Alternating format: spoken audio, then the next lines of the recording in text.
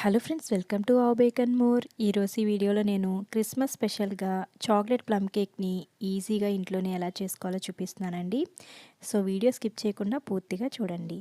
ఈ విధంగా మీకు నచ్చిన కొన్ని డ్రై ఫ్రూట్స్ని అయితే తీసుకోండి. నేనైతే వీటిని తీసుకున్నాను. క్వాంటిటీ కూడా నచ్చినన్ని వేసుకోవచ్చు, పెంచుకోవచ్చు క్వాంటిటీ, లేదా తగ్గించుకోవచ్చు అండి. ఇక్కడ నేను ప్యాక్డ్ ఆరెంజ్ జ్యూస్ని తీసుకున్నాను. కావాలంటే మీరు ఫ్రెష్ ఆరెంజ్ జ్యూస్ని కూడా యూజ్ చేసుకోవచ్చు. ఇదైతే 180 ml ఉందండి. ఈ 180 ml అయినా 100 ml కూడా వేసుకోవచ్చు, పర్వాలేదు. సో దీంట్లోకి కట్ చేసుకొని డ్రై ఫ్రూట్స్ని అన్నిటినీ వేసుకోండి. ఇలా వేసుకుని కాసేపు పక్క నుంచి తర్వాత దీంట్లోకి ఒక హాఫ్ కప్ వరకు షుగర్ అయితే వేసుకోండి. ఇంకా మెల్ట్ చేసుకున్న బటర్ని, అన్సాల్టెడ్ బటర్ని తీసుకోండి. 1/3 కప్ వరకు వేసుకోండి. ఈ విధంగా వేసుకొని మొత్తం అంతా కలిసేలాగా ఈ విధంగా బాగా విస్క్ చేసుకోండి.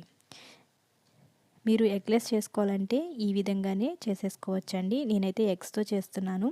సో దీంట్లోకి నేను 2 ఎగ్స్ని అయితే వేస్తానండి. రూమ్ టెంపరేచర్లో ఉన్న ఎగ్స్ని తీసుకున్నాను.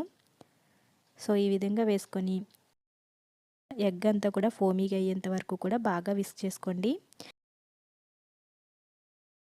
ఫ్రెండ్స్, మీలో ఎవరైనా మన ఛానల్ని కొత్తగా చూస్తున్నారా? అయితే ప్లీజ్ సబ్స్క్రైబ్ చేసుకొని చూడండి. దానివలన నాకు కూడా ఎంకరేజ్మెంట్గా ఉంటుంది కదా. సో ఈ విధంగా మిక్స్ చేసుకున్న తర్వాత ఒక జల్లెడ పెట్టుకొని దీంట్లోకి 1 కప్పు వరకు మైదా పిండిని, 1/4 కప్ వరకు కోకోవా పౌడర్ని వేసుకోండి. ఇంకా 1 టీ స్పూన్ వరకు బేకింగ్ పౌడర్ని, 1/2 టీ స్పూన్ వరకు బేకింగ్ సోడాని వేసుకోండి. ఈ విధంగా అన్నిటినీ వేసుకొని బాగా జల్లించేసుకోండి. సో ఈ విధంగా బాగా జల్లించేసుకోవాలండి. ఇది ఈజీ ప్రాసెస్ అన్నమాట. ఈ ప్లమ్ కేక్ని చాలామంది చాలా రకాలుగా చేస్తుంటారు. ఇది కూడా ఒక టైప్ ఆఫ్ ప్లమ్ కేక్ అన్నమాట. చాలా టేస్టీగా ఉంటుంది. అందరూ కూడా తప్పకుండా ట్రై చేయండి. ఈ విధంగా జల్లించేసుకున్న తర్వాత ఎలాంటి లంప్స్ లేకుండా కేక్ బ్యాటర్ కన్సిస్టెన్సీ వచ్చేంత వరకు కూడా మిక్స్ చేసేసుకోండి. నేను ఇక్కడ ఆరెంజ్ జ్యూస్ని ఎక్కువగా వేసాను కాబట్టి కొంచెం బ్యాటర్ అనేది పల్చగా వచ్చిందండి. అయినా పర్వాలేదు, కేక్ అనేది చాలా బాగా వస్తుంది. కావాలంటే మీరు ఆరెంజ్ జ్యూస్ని తగ్గించుకోవచ్చు. ఇప్పుడు ఈ విధంగా నేను 9 ఇంచ్ కేక్ టిన్ని తీసుకున్నాను. మొత్తం అంతా బటర్ అప్లై చేస్తానండి. ఈ విధంగా అప్లై చేసుకొని బటర్ పేపర్ ఉంటే వేసుకోండి, లేదంటే ఈ విధంగా మైదాతో మొత్తం టిన్ అంతా కోట్ చేసేసుకోండి. ఈ విధంగా కోట్ చేసుకొని బ్యాటర్ అంతా కూడా ట్రాన్స్ఫర్ చేసేసుకోండి. ఈ బ్యాటర్కి 9 ఇంచ్ టిన్ అయితే ఉండాలండి. 6 ఇంచ్ టిన్లో వేస్తే మీకు సరిగా బేక్ అవ్వదు. సో ఈ విధంగా వేసేసుకొని ఒకసారి బాగా ట్యాప్ చేసేసుకొని ప్రీహీట్ చేసుకున్న కడాయిలో ఈ మోల్డ్ని ఉంచి 30 to 35 మినిట్స్ వరకు లో ఫ్లేమ్లో బేక్ చేసేసుకోండి. చాలా ఈజీగా, ఓవెన్ లేకపోయినా ఈ విధంగా కేక్ అయితే బేక్ చేసుకోవచ్చండి. చూస్తున్నారు కదా, మన కేక్ అనేది పర్ఫెక్ట్గా బేక్ అయిపోయింది.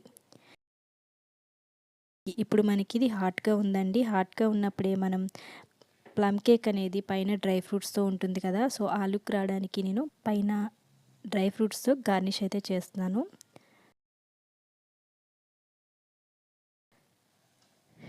కేక్లో కూడా వేసాం కదండి, తింటున్నప్పుడు కూడా మనకి మధ్య మధ్యలో డ్రై ఫ్రూట్స్ అనేవి వస్తూ ఉంటాయి.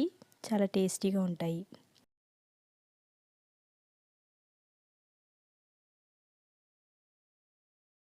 సో మన ప్లమ్ కేక్ అనేది ప్రిపేర్ అయిపోయిందండి. చూస్తున్నారు కదా, యమ్మీ యమ్మీ కేక్ అయితే మనకి ప్రిపేర్ అయిపోయింది. ఇది చల్లారిన తర్వాత నైఫ్తో చుట్టూ ఈ విధంగా అనుకుని ట్యాప్ చేయాలండి. నేను ఇక్కడ పైన డ్రై ఫ్రూట్స్తో డెకరేట్ చేశాను కాబట్టి కేక్ని అయితే బయటికి తీయడం లేదు. ఓన్లీ నేను ఈ టిన్లోనే ఉంచి పీసెస్ అయితే కట్ చేసేస్తున్నాను. మీరు కావాలంటే ఫస్ట్ కేక్ని మౌల్డ్లోంచి తీసుకున్న తర్వాత డ్రై ఫ్రూట్స్ని డెకరేట్ చేసుకోండి. ఇది నేను బటర్ పేపర్ వేయలేదు కదండి, సో కొంచెం కింద డ్రై ఫ్రూట్స్ ఉన్నాయి కదా మనకి బ్యాటర్లో, అవి కొంచెం స్టిక్ అయ్యాయి. సో మన కేక్ అనేది ప్రిపేర్ అయిపోయింది. వీడియో నచ్చితే లైక్ చేయండి, మీ ఫ్రెండ్స్ అండ్ ఫ్యామిలీతో షేర్ చేసుకోండి. Thanks for watching.